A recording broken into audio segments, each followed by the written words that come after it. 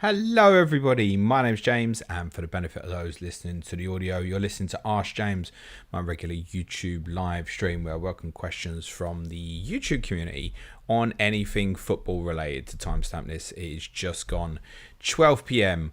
on Friday, January the 19th. I don't have anything specific to cover before I get into the questions.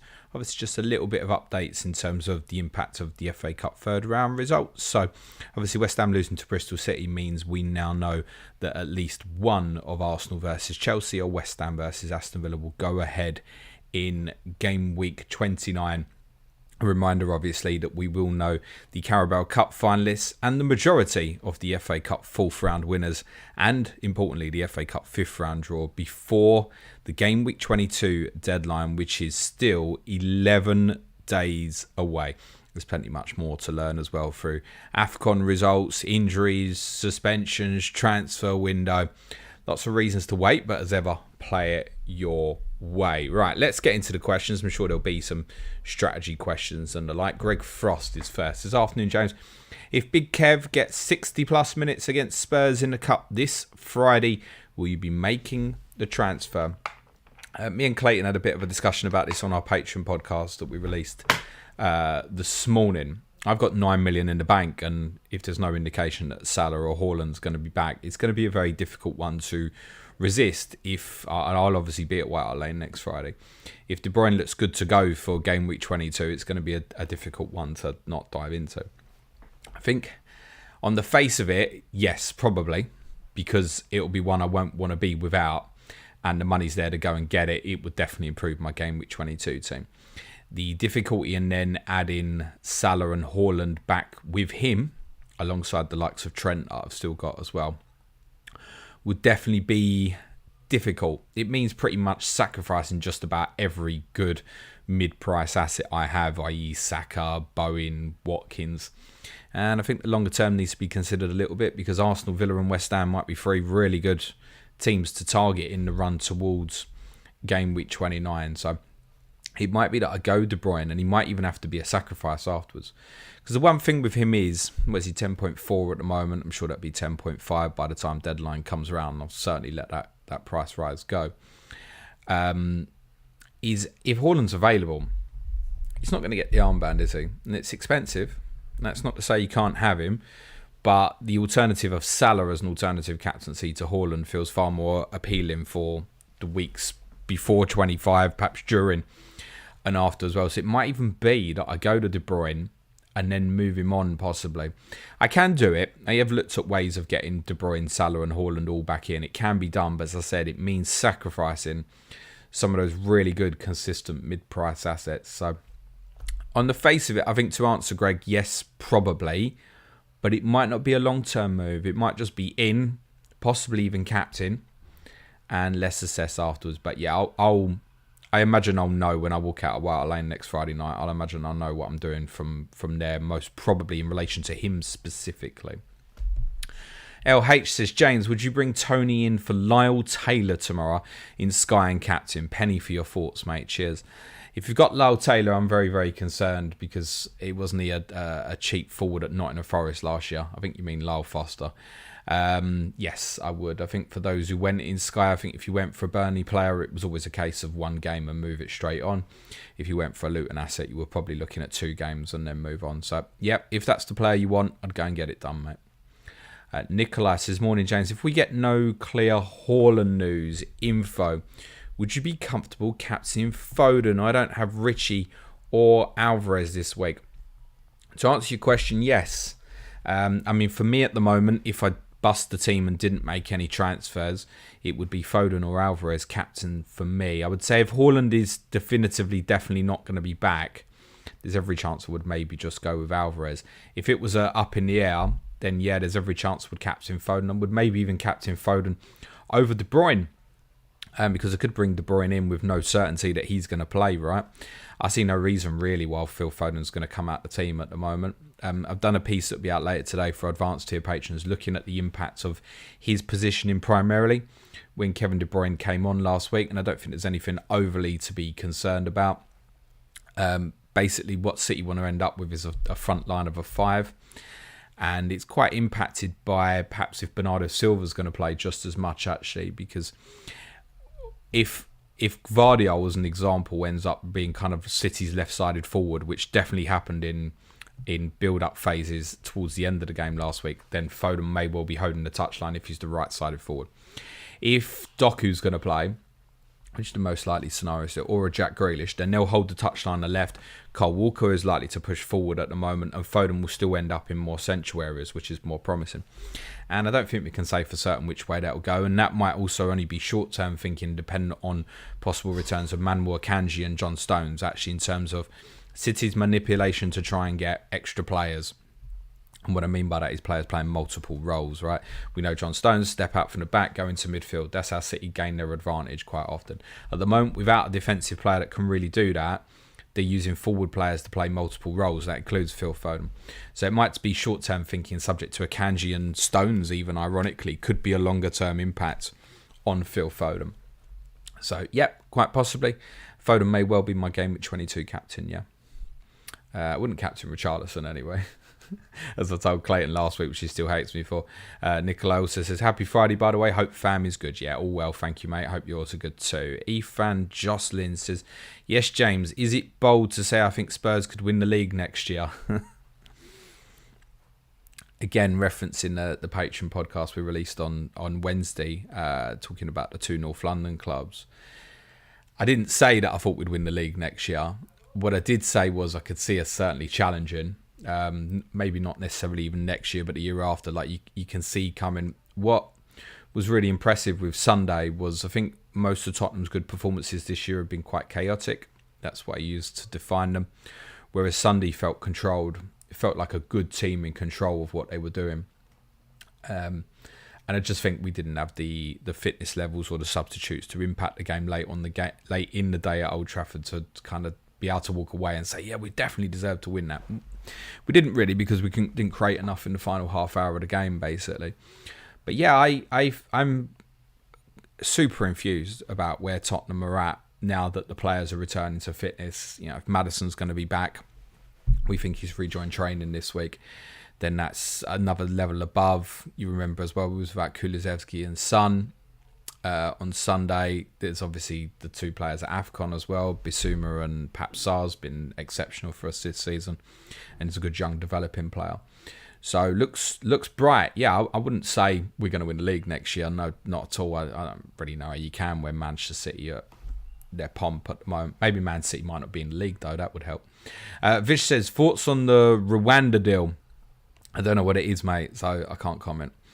Sean says, afternoon, James. Sure, you're waiting on the fixtures in both cups first. What's your thinking in regards to when to best utilise free hit as it stands? So we'll obviously discuss this in a lot more detail before 22 comes around again. As said previously, the intention at the moment would be to do another chip strategy podcast on Monday the 29th, when hopefully we've got the FA Cup 5th round draw as well, and kind of what we did last week towards the opening part of the week. Repeat all that basically, but just with updated information and with perhaps clearer strategy ideas of pros and cons. So at the moment, 29 is obviously an optional. I don't really see how any of us could completely rule it out. It's subject to what the game week's going to look like, and there's multiple options in terms of what that may be. My instinct at the moment is I'd rather use it in 34 or 37. Now remember, I approached this a little bit differently in the sense I've already used my bench boost. Many of you will be holding that perhaps for game week 37, for example, or maybe 34 if it lands nicely.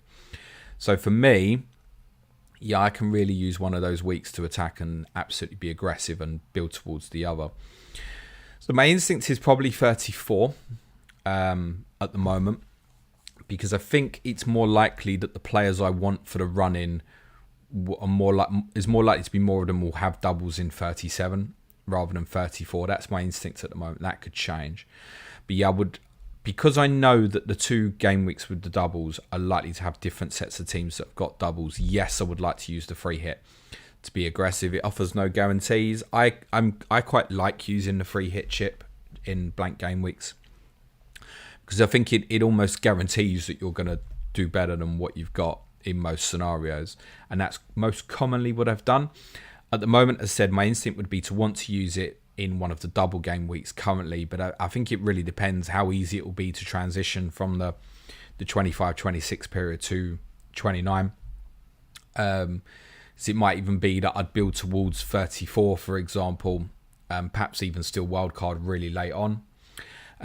It could even be another way I might do this, might even be to, subject to, again, how the team's fall is try and run through wildcard 34 and free hit 37, almost use them like 2 free hits, could be another luxury. If I think there's a possibility that there's teams who will have enough fixtures in 29 and also double in 34, which is unlikely, but it's a possibility. Maybe even wildcard out of that in 35, possibly.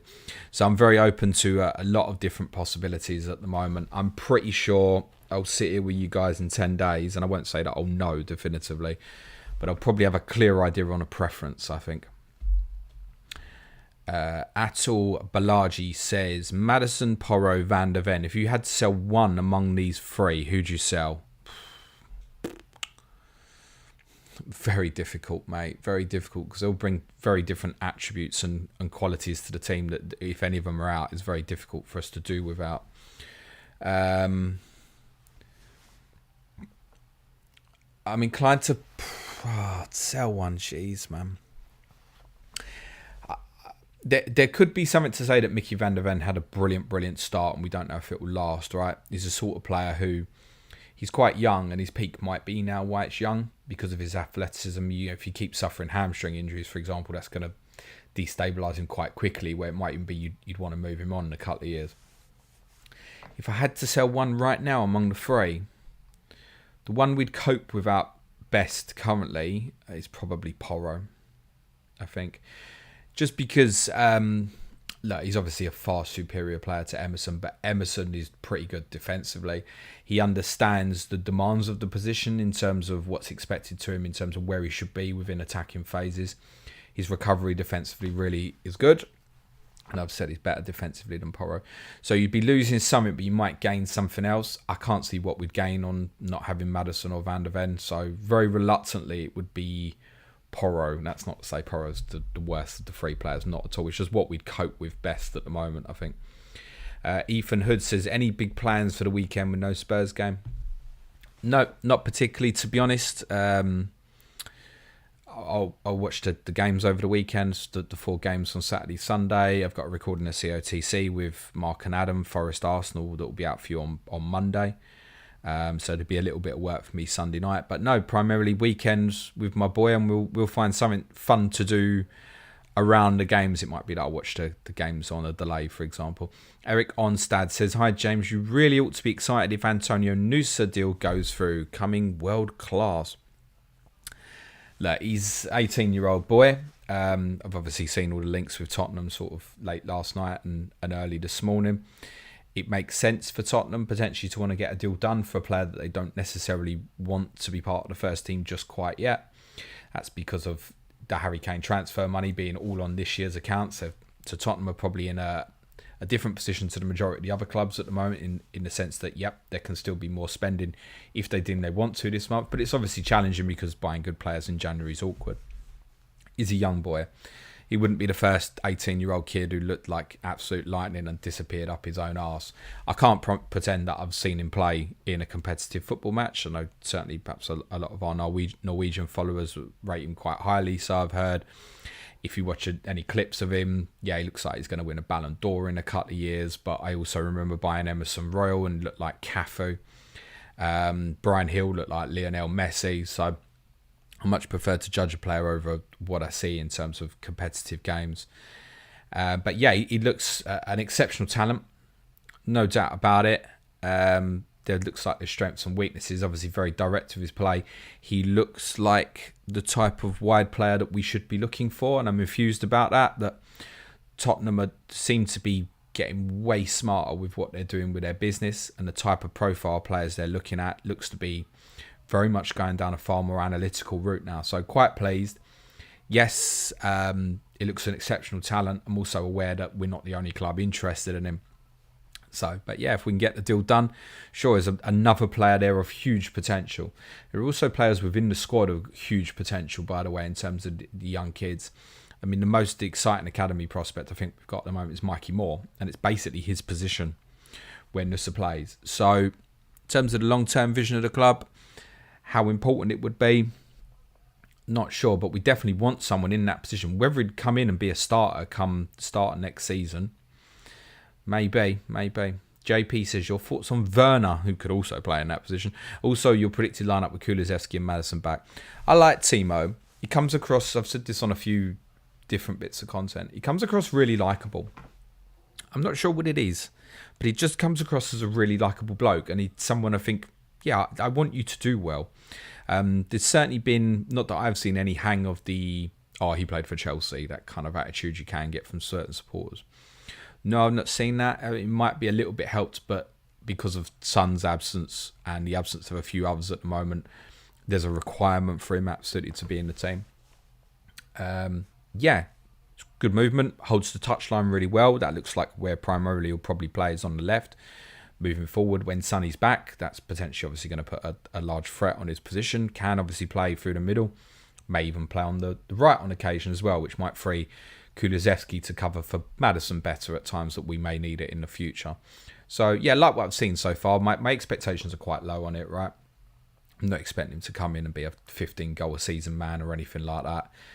But I do probably expect him to be kind of around the ballpark of perhaps 1 in 3 in terms of attacking return. If we lower our expectations and realise what he can do for good of the team, his positioning, his work off the ball, he's a good presser. There are some likeable aspects about it. Do I see him being long-term Tottenham first choice? No, probably not.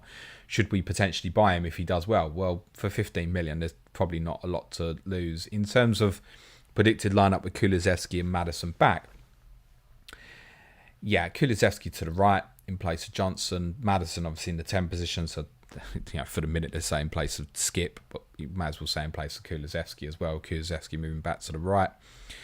And then it's probably Højbjerg, Bentancur in the immediate. And then obviously, depending on who comes back, Sara, Bissouma, they'll obviously then go in the team instead of Højbjerg. And then, touch wood, players stay fit, and we will be very close to the best 11. And obviously, Son returns as well. So I'd imagine Werner stays on the left till Son comes back. Then we'll have the debate again. I don't see Richarlison moving from the position through the middle while he's performing and scoring okay. JP also says, best time to get Romeo on Sky. I have Vicario also. Thanks for putting Vicario. That makes me know you want Romero. Yeah, in all seriousness, if you're looking to invest in Tottenham players for Sky Fantasy, it will be the night we play Brentford. Is the right night to go and invest. The next 3 fixtures are all on Saturdays. Then the Chelsea game might not happen. So if you want to invest in Tottenham in Sky Fantasy, it should be on Wednesday the 31st, really. Ben Wadder says, annoyingly, I have both Darwin and Alvarez, meaning to get Salah and Haaland. I'm likely going to have to get rid of Saka and Watkins. Is this really as scary as it looks on paper?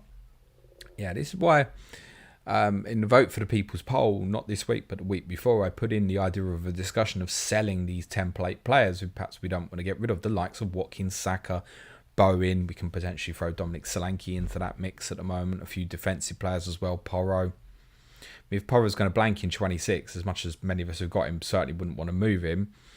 You know, if it's 1.5 is going to be the difference between getting Salah or something and moving him on is an option if you've got other good defensive players, it will come under consideration, won't it? So, yeah, I sympathise. I don't quite know the answer yet, Ben, because I haven't decided what I'm going to do. I think the best advice I could give at this stage, without overthinking it, shouldn't really, is look at how you would get them all and look at keeping them all. And I think in most scenarios, if you just cut out one of the premiums, now for me that's possibly going to be De Bruyne, then the transition through future weeks afterwards just looks way better, way better. And that's why I spoke earlier to one of the first questions about potentially, yes, sure, maybe buying De Bruyne, but actually might not stay there. It might be that he goes on to Salah, and then I look at hitting 25 and making a different decision, whether it's a City defensive player or a cheaper City attacking player. So I don't know the answer, Ben, but certainly I think we can probably read between the lines that there will be plenty that will move on, the likes of Saka, Watkins, Bowen, etc., to make these sort of moves happen. JP says, your opinion on Bruyne as a player and his future in the Premier League? My first opinion on it is that no one's going to give Chelsea the £50 million that they supposedly want. I suspect there's probably been leaks to make him available to shut down the suggestion that Conor Gallagher may go. We know that if Chelsea sell a homegrown player, which Bruyne falls under that line, 100% profit on the books. That's important for Chelsea at the moment. Are they going to get 50 million from the clubs interested? No. I think was hugely impressed with him in his spell at Southampton. Then he was obviously extremely unfortunate to suffer a very serious injury towards the start of last season. Do I think he's good enough for Chelsea? Not at the moment. It's not to say he wouldn't be, but not at the moment. So is he expendable to Chelsea? Yes. Is he good enough to be a Premier League forward? Yes. But if I was, I don't know, some of the clubs getting linked like West Ham, Wolves certainly wouldn't be able to pay that sort of fee at the moment. I'd probably be looking at a loan with an option to buy to get him in and have a look and see how his recovery's been from injury, because he hasn't had a run of games for us to truly analyse and understand if he can hit back at kind of peak sort of winter period level he hit with Southampton a couple of years ago. So if you're a Wolves, you'd be looking at, right, can we get a loan option in with a view to buy, or even if it's an obligation if he plays a certain amount of games, be looking more for something like that. That doesn't suit Chelsea at all. So yeah, phone calls to Saudi Arabia maybe. Adam says, who would you rather lose when Haaland is back? Let's say he's back in 24, Isak or Watkins. Oh, Isak quite comfortably, I think, at that stage. You probably got Callum Wilson back fit, so there's a potential for rotation. Villa's run, I think, is a little bit better, moving towards 29. They're also slightly more likely to play in 29 than Newcastle at the moment. So, yeah, it would be hold Watkins at this stage. But, look, again, if Newcastle lose to Fulham in the Cup, then they're guaranteed the game with 29 fixture at Crystal Palace now. And if Villa win at Chelsea, then that narrative might spin the other way. But, yeah, either way, I think with Wilson returning to fitness, I'd probably rather keep Watkins, to be honest. Gavin Richardson says, TFI Friday, James, did Kit Kat Gate ever get fully resolved? And where did all those Haribos come from? Those Haribos came from a place that he shouldn't be able to reach in the kitchen, which he did. This is for the benefit of those people like, what are you talking about? Yeah, my son's a clever little bastard. He managed to get something while I was doing the deadline stream last Friday. Kit Kat Gate, did it ever... did it get resolved? Yeah. I mean, he took the Kit Kat off me and he ate it, didn't he? So the Haribos he got from the kitchen in a place that... Okay, I was going to say No, let's grass her up. His mother thought he wouldn't be able to reach. Steve Saunders says, hi, James. Who would be the three Manchester City players to target against Burnley? De Bruyne, Haaland and Foden, if they're all fit, mate. So we can't answer this question now, can we? Like, if Haaland's not fit, I'm not moving Alvarez, am I? So the answer then becomes Alvarez.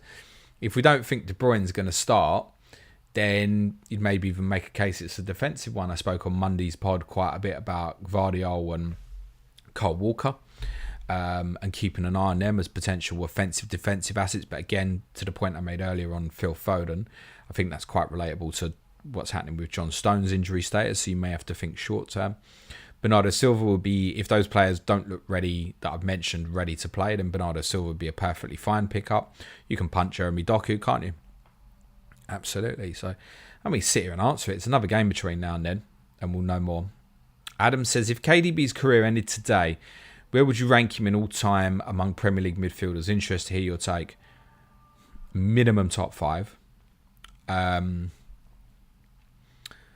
For me, I would probably want to find a place for him in an all-time Premier League team, I think. I think so. I think in terms of all-round ability, frightening. You could use him as a 10. You can use him as an 8.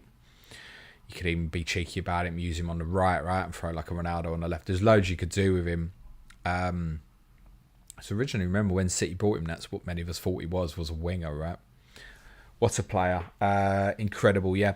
I think for those of us who are probably my era and perhaps a bit older, I think when we talk about all-time Premier League 11s, we can get a bit stuck with the brilliant players from the 90s because that's a kind of a first starting point. So, you know, your Vieiras, your Keanes, your Scholes, brilliant players, incredible, right? And all of them worthy of certainly being in that top 5 as well. But then we can kind of overlook your likes of De Silva or David Silva or De Bruyne, who's playing now. So I think De Bruyne at a minimum top 5. I probably would want to find a way to get him into an all-time Premier League 11. I think when he finishes, most of us there's every chance we'll nod and agree with that. JP says, would you ever get into or be interested in coaching? Seems like you'd be great at it. My dad said to me the other week, he said, I want to pay for you to do coaching. And I said, I don't think you know how much it costs, Dad. He said, doesn't matter. It's like, you're that flush, are you? He's like, no, shut up. It doesn't matter. I think you should do it. Okay, thanks, Dad. So, look, Tottenham's my priority. It's always going to stop me from doing that sort of thing. He does cost an absolute bomb. I'm very privileged and lucky to be doing what I'm doing here with Suj.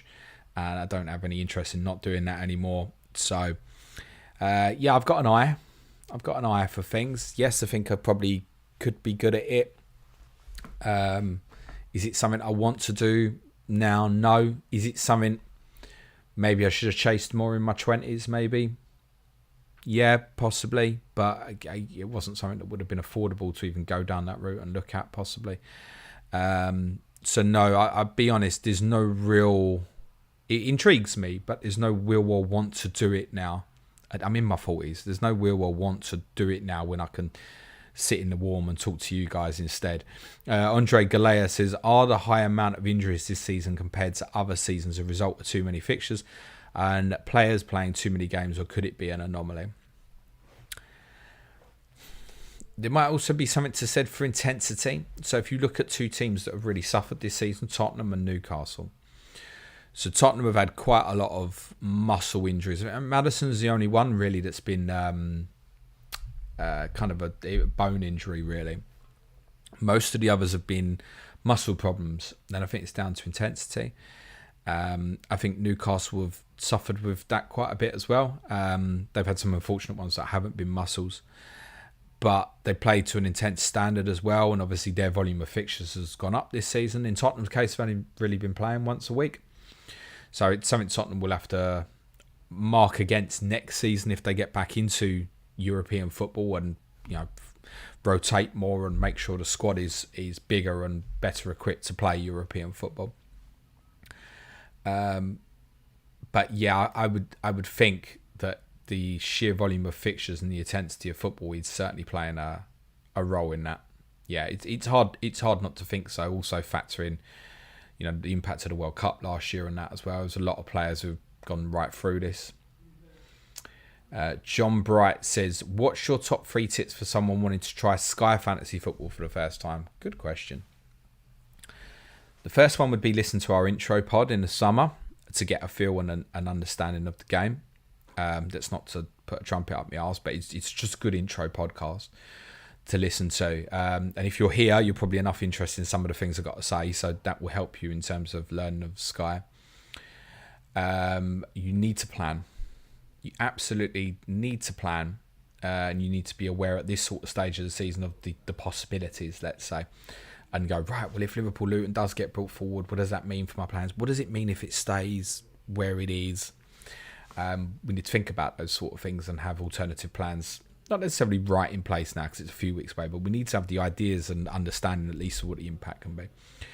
So understanding the mechanics of the game and planning are the two most important things.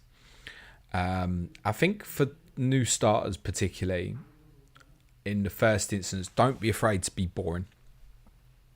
Oh, my team's too template. Like in Sky particularly, like it's absolutely fine to go down that route.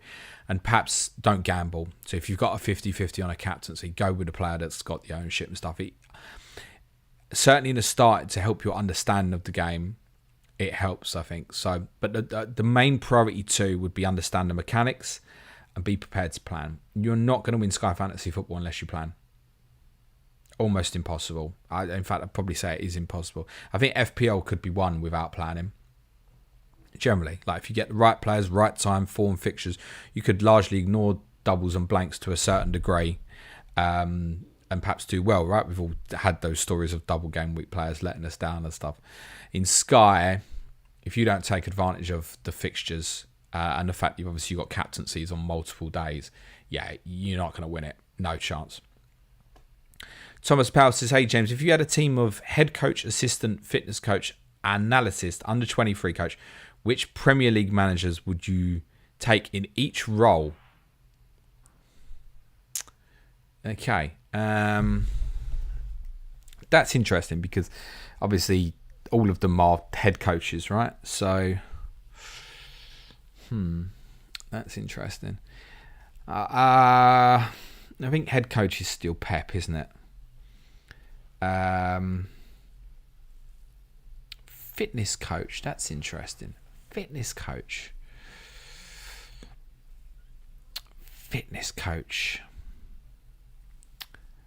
That's tough, isn't it?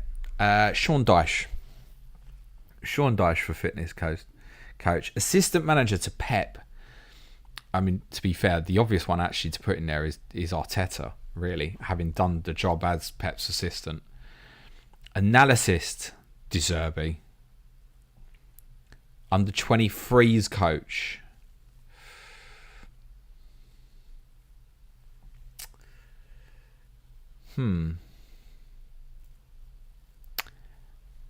Vincent Kompany.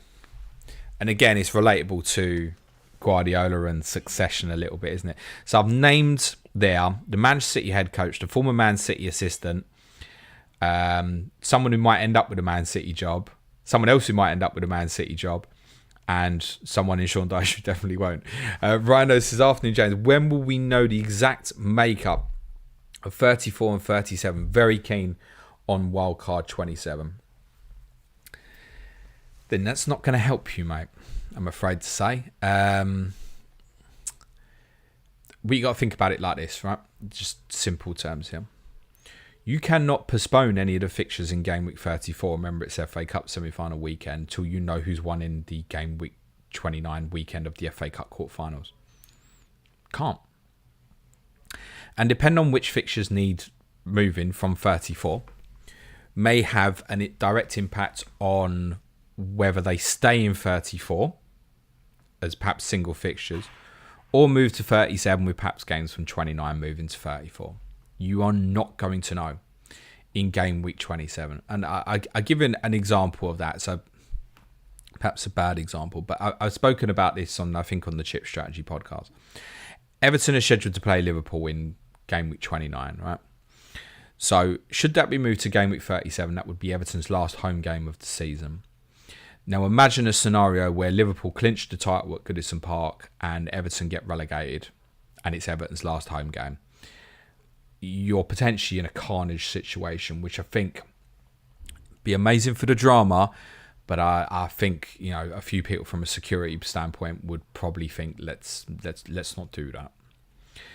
So I would be of the strong opinion that Everton-Liverpool would go into game week 34. Now from there, you can create chain reactions where Liverpool is scheduled to play at Fulham in 34. So if that was postponed, that's got to go into 37. Therefore, if Fulham and Tottenham are 29, that's probably got to go to 34. And what we'll probably find, I suspect, is that the majority of the 29 games will go to 34 and the majority of 34 will go to 37.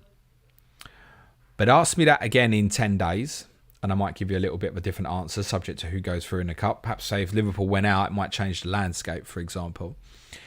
But to know definitively, mate, like if you're saying, oh, I'm going to know what the 34 game week's going to look like in 27, impossible, pal. I'm afraid to tell you, absolutely impossible.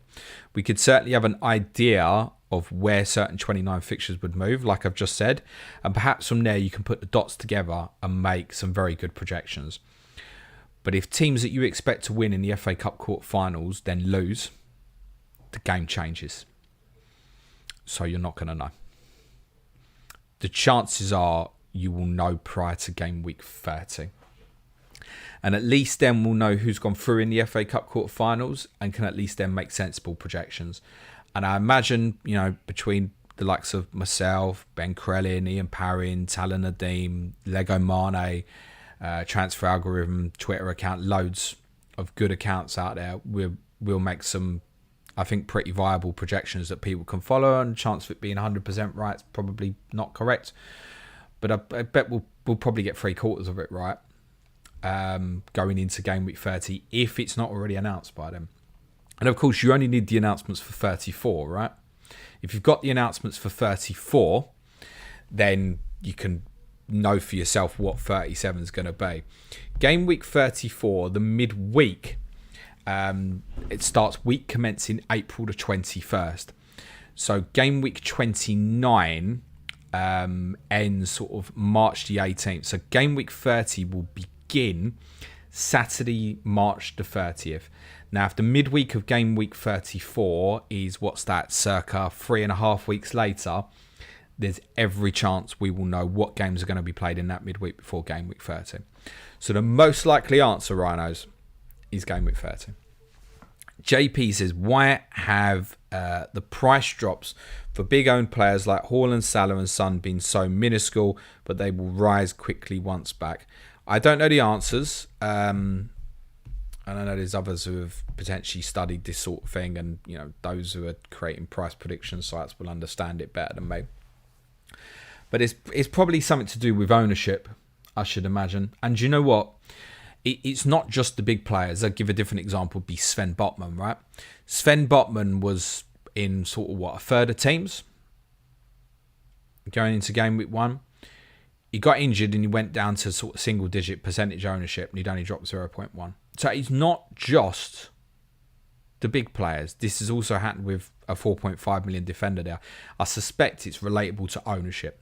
Now, Haaland's ownership is off the charts big, right? Or certainly was at the start of the season. So yeah, the volume of sales, I presume, has got to be extraordinary, basically, for him to suffer price drops. So it's probably that.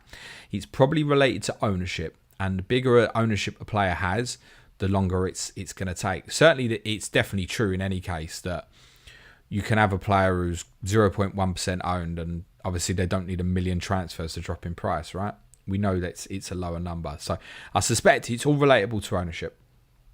And there might be a little bit of relatable to the flags as well. I don't know what the impact of that is. So ownership and perhaps the colour of the flags as well. Atul says, best song you've heard in the stadium. Best song I've heard in a stadium. Wow. I don't know the answer to that. I think one that sticks out, I attempted not to name a Tottenham one. There's a couple that stick out. I mean, Villa fans always used to be great banter in the noughties, particularly. Shoes off. They always seem to be doing crazy stuff, Villa fans.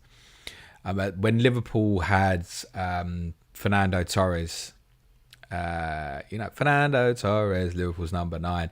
That was when it went round the ground, even the away, and you thought, that's quite good. That, yeah, I need to have some of that as well. We had our Tottenham Pavlyuchenko version. It wasn't quite the same. Tristan Day says Saka out for Foden this week, barring any new injury news. However, going into 25, who would you prioritise selling over Watkins or Trippier to make way for Salah and Haaland? Probably Trippier, but again, let's say Villa are still in the cup and Newcastle are out, you might feel different about it. He's going to have an impact. If you're looking at, I'm short of players for game at 29. Oh shit, Trippier's going to play at Crystal Palace. Oh, Watkins probably isn't going to play. Like, that's going to have an influence, isn't it? So these are really difficult ones to answer right now, mate. If you had to pin me right now, it's probably Trippier. Gavin Richardson says, as we approach doubles and blanks, is it better to have one less premium with 2 to 4 million in the bank, so you can jump on off those blanks and doubles easier? Having KDB, Salah, Robot makes everything else tight. Yes, it does. And I think part of that conversation, Gavin, is you should probably put Trent in now as part of that conversation as well. Because I think if you don't have Trent, going De Bruyne, Haaland, Salah becomes way easier. It's the having the all four makes it really, really rough.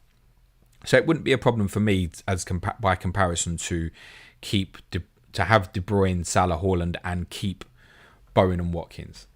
It's the Trent on top of that means I might need to lose like Bowen and Watkins. So in terms of flexibility, yeah, I'm generally an advocate of it at the right times. But I also, this is the point with KDB. I got 9 million in the bank, right? if I think he's going to start against Burnley and neither Haaland or Salah are back, I'm going to go, oh, well, I need that money for Haaland and Salah. That's the sort of mistake, honestly, truthfully, I would have made in the past. Yeah, well, my route to them's better. Nah, get it done. And if he then needs to be a sacrifice again, then sacrifice him again. It might even be that Salah's out longer term, right? And then it's never go back. Imagine that sort of regret. So I wouldn't say save it for the sake of it. Having the flexibility is good, right? Again, to go back to Sky, having that flexibility with moves is very, very handy rather than necessarily spending all the money.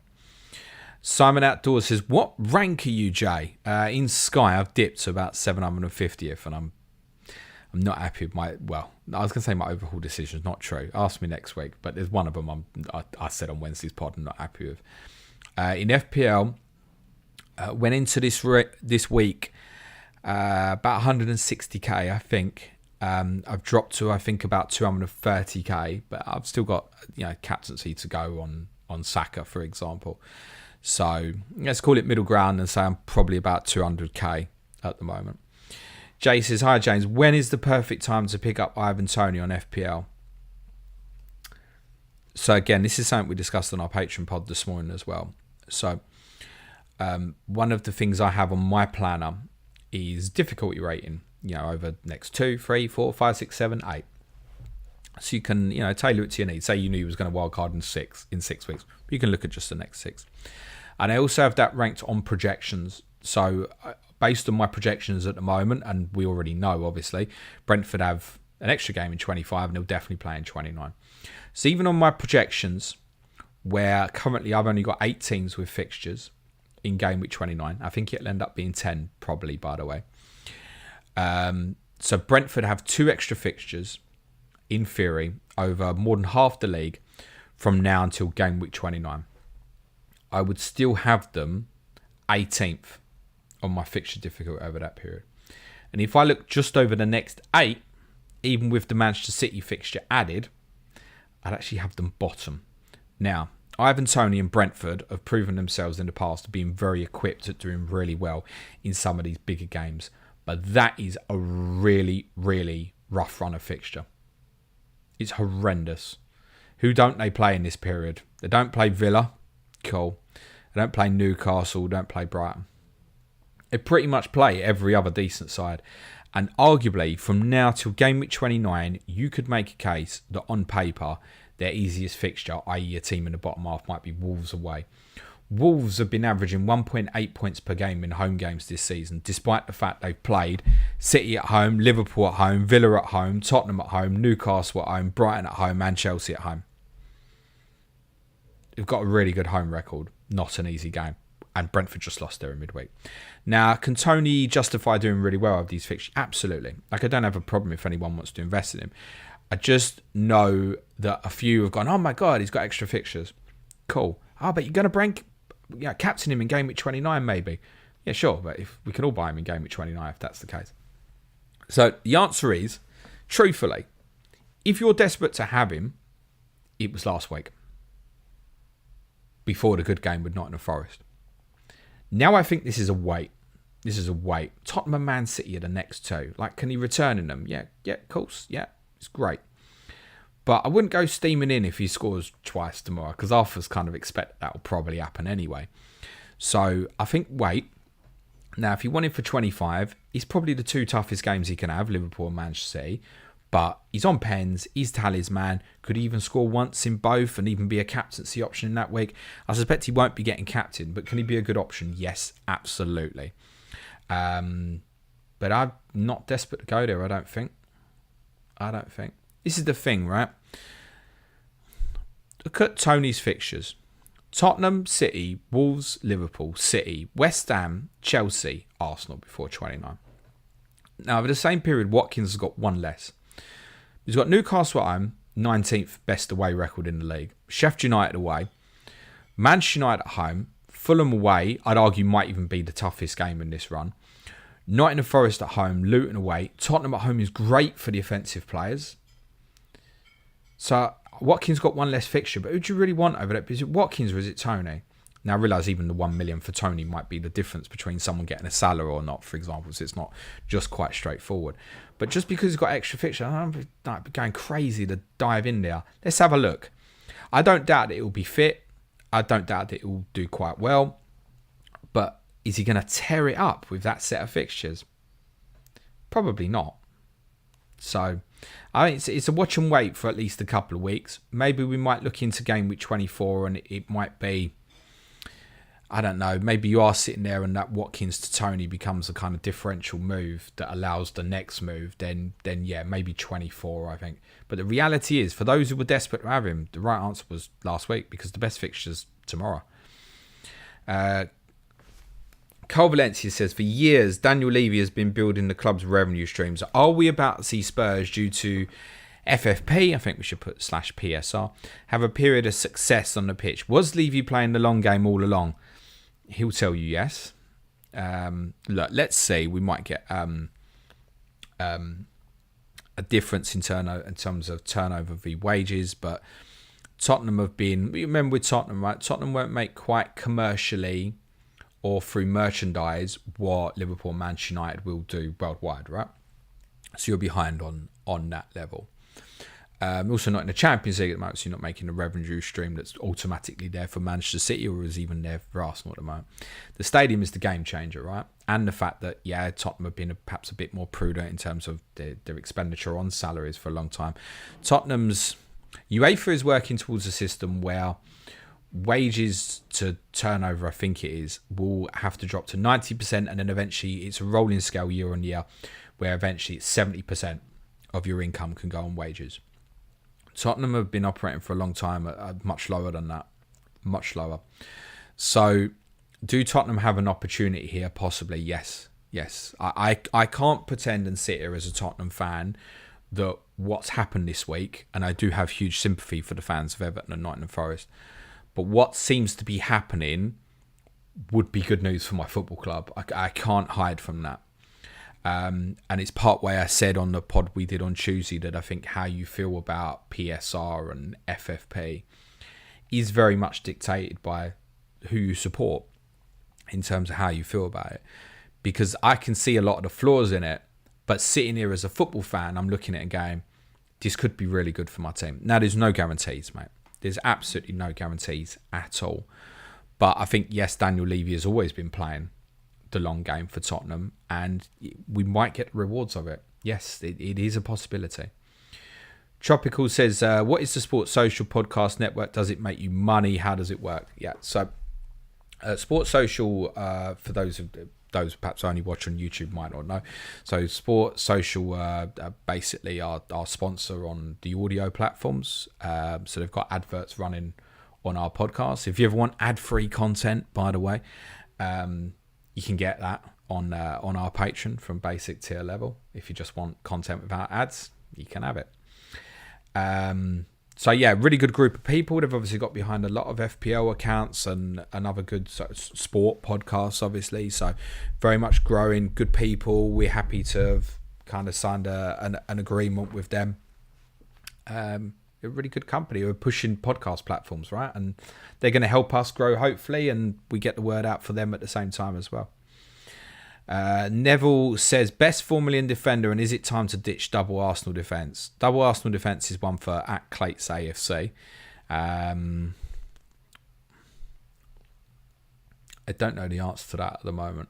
I'd certainly, I wouldn't rush. Maybe if they concede this weekend, you might answer the question for you and you think, oh shit, I want to do that.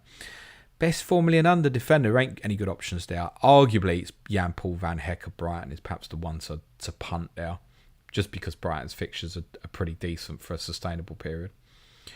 Tropical says, was looking at bench boost 25 because most of my players have good fixtures. Only thing, they're away. Would that stop you? Not in a Forest away. I kind of want to look at who your players here. So I'm a West Ham player. Sheffield United away is good for Brighton player. Fulham away, that would be Villa, is fine. Luton away, I mean, these are good fixtures, mate. Manchester United, Burnley away. These are good fixtures, mate. Good fixtures. I mean, what have you got there? Outside of Everton, the bottom four, and Fulham away. thing is, it's not so much the fixtures, right? It's the players, right? So you can say, oh, right, I've got Van Heck at Sheffield United. I've got Pau Torres at Fulham. I've got Wan-Bissaka at Luton. And you've got someone else at Burnley. I'll be an Arsenal player, right? It depends on the who, right? So this is what I said on the podcast earlier in the week. I recommend it, and I looked at it myself, even though I've bench boosted it. It absolutely wouldn't be for me.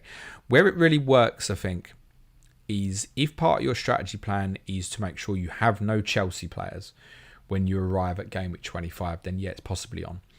The reality is, if you're looking at the likes of Palmer and Gusto away to Manchester City, it just doesn't look good, does it? But could you use Cole Palmer as part of a bench boost? Sure, but do you want to use it at Man City? That's part of the point. But if you're sitting there and your bench is going to be like, I don't know, hypothetically, let's use the popular ones. It's like Gabriel at Burnley, it's Watkins at Fulham, and if you were confident that, let's say, hypothetically, a Dallo or a Garnacho start at Luton, yeah, sure, why not? Why not? It's also a good week for those, I think, with Areola and Dubravka. It's fine. Like, it's not brilliant, but West Ham away to Forest, it's not terrible. It's not terrible.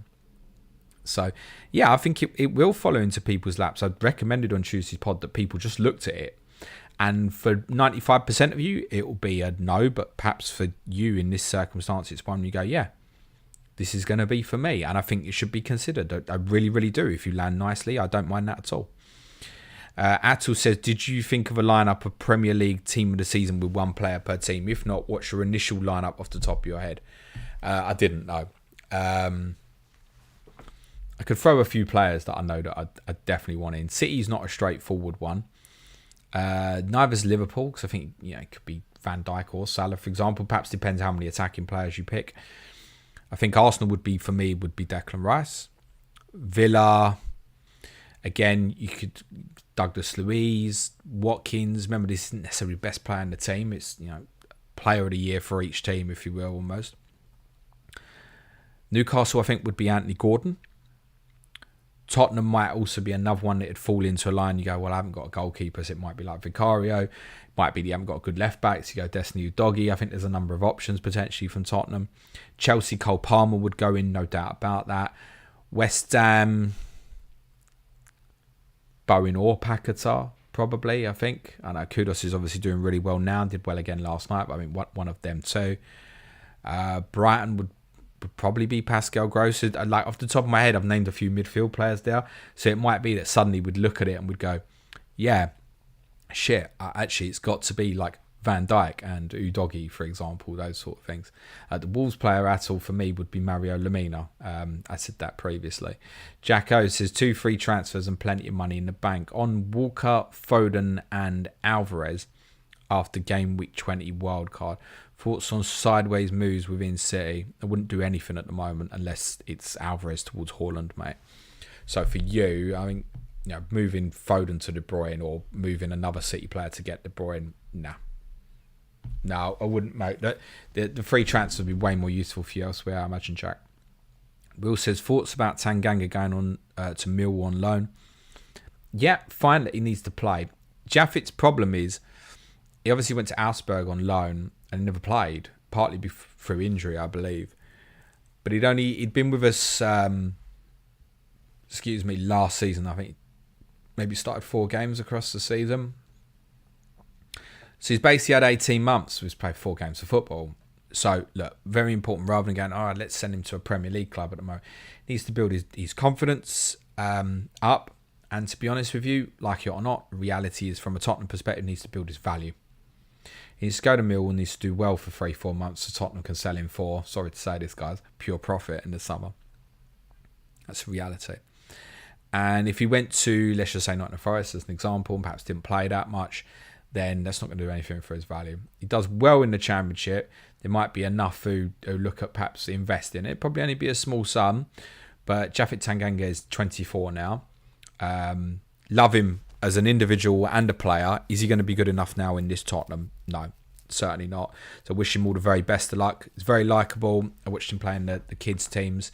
He always stood out as someone that I felt would go on and play for the first team. And I'm delighted he kind of lived out his dream and did that. He's not going to stay at Tottenham long term. I think that's fairly clear. So Tottenham want him to go there so he can get minutes and hopefully increase his value, or at least get his value to a sellable asset perspective, I imagine, in the summer. And with that in mind, it probably won't be Millwall buying him. I'm sure he will do pretty well at Millwall. Luis Bonilla says, good morning, James. Thanks for all the hard work. You are great. What you think I'm selling Diaby for gross? I think be doing anything at the moment. Let's see how Pascal Gross does on Monday night. You might feel differently about it. And again, what if Diaby does really well at Chelsea and has got the nod maybe even over Bailey? Highly recommend listening to Yesterday's Clash of Correspondence. So on the face of it, Louis, I think, moving Diaby to Gross, so I don't have a problem with it. It's fine. David Fawn says, what are your thoughts on a Madison punt rather than bringing in Richarlison? Team is looking alright for blank game at 26 and Madison could be on pens. Madison won't be on pens. I've said this 100 times. I want Pedro Porro to take the penalties for Tottenham even when Son is fit. Now, Son's obviously going to be first choice. I would imagine that it won't be James Maddison on pens. Have you ever seen one of James Maddison's penalties for Leicester? And I don't mean the one he missed against Everton. Go and look for a penalty he took against, I want to say, Manchester City in a League Cup quarter-final a couple of years ago. Yeah, no thanks. So I don't think it'd be James Maddison on pens. No, I think it would more likely be if we had a penalty against City, for example, let's say Maddison's on the pitch, I honestly think it would probably be Richarlison or might even be Timo Werner, I think. So for Maddison from pens, no. Again, I repeat, I would have Porro take them without a doubt, and he has taken them for Sporting Lisbon in the past as well. So I don't think it would be Maddison. Could be, like he took one in the shootout when we definitely didn't beat, lost to Fulham in the League Cup second round. He took that penalty absolutely fine, by the way. Could he? Sure. I don't think it will be, though. In terms of your question, though, yeah, fine. Take the information from the Manchester City game and see how he looks. If he doesn't start against Man City, then it becomes doubtful if he starts against Brentford, right? Or maybe needs a good half hour and then perhaps that will be enough, for example. If he doesn't play against City at all, there's no conversation here, is it? I imagine, by the way, he probably will start against Manchester City in the Cup next week, as long as Touchwood, he has a good 7 days of training. Right, I'm going to cover off one more here from Heather. Says, what are your thoughts on Reguilon as an FPL asset? Thanks. So, it's the same thing. Falls into the Toney line. So, I think Reggie's 4.4. I think he's a very astute signing for Brentford. No one is not going to obviously stay at Tottenham longer term now. Brentford have had a huge blows this year with their own injury record too, and the Hickey and Henry injuries have been what's affected them most. Now, Brentford obviously would like Rico Henry to be their long-term left-back, no doubt about it, but he's going to miss the rest of this season. So a short-term option to cover that off is a very sensible play from Brentford. You're buying a player who, I would say attributes-wise, is not unlike Rico Henry, and has got experience of the league, no doubt about it. As an asset, then fixtures again, mate. What do we even want here? Let's be honest about this. Let's say you go into the double game week, right? And you've got Reguilon, Liverpool at home, Man City away. And you've got Porro at home to Wolves. Who do you play? For me, it'd be Porro. Now, that might be an extreme example, but I think there are others you could potentially use. Let's even say it's Dalot at Luton. You can play Reguilon against Liverpool and City, or you can play Dalot at Luton. To be honest with you, the one that's more likely to provide the high ceiling there is Dalot. So, how good is it going to be for you? Yeah, I'm not convinced, to be very honest. I'm not convinced about that at all. Thank you, Lewis, for your very kind words. I appreciate what you said in the chat, which is basically saying, come on, people, show some love and respect. If you read this, please help James with a like and a comment. Thank you very much. I really appreciate that, mate. Yeah, smash a like, hit the sub button if you're on YouTube. If you're listening back to the audio, by all means, the 5-star reviews go a very, very long way, guys. It's very much appreciated. Thank you. And as a reminder, obviously, if you want to support the show, it's www. No, it's not. Do that again, James, because you've only said it 1,000 times before. www.patreon.com/planetfpl.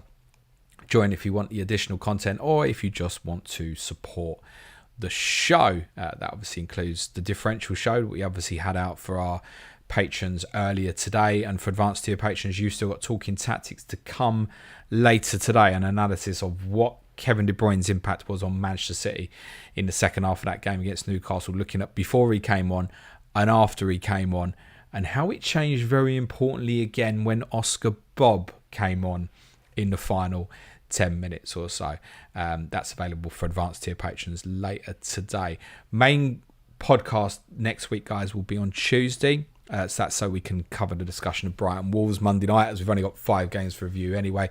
So as I said earlier, clash of correspondence for you on Monday, Nottingham Forest versus Arsenal, with FPL black boxes, Mark Southerns, and Arsenal fan Adam Pritchard. But it just leaves me to say, for the benefit of those on the audio, cue music please, man child. Have a great weekend, everyone.